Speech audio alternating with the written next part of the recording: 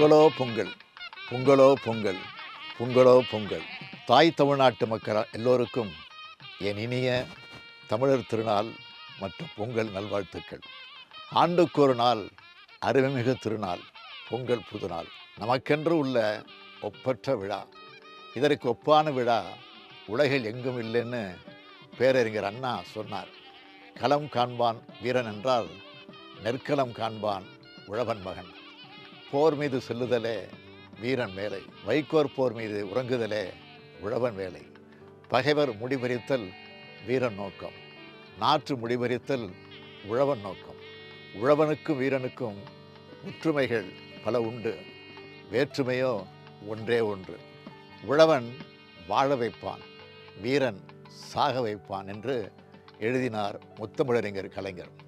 உழுதுண்டு வாழ்பவரே வாழ்வார், மற்றெல்லாம் தொழுதுண்டு.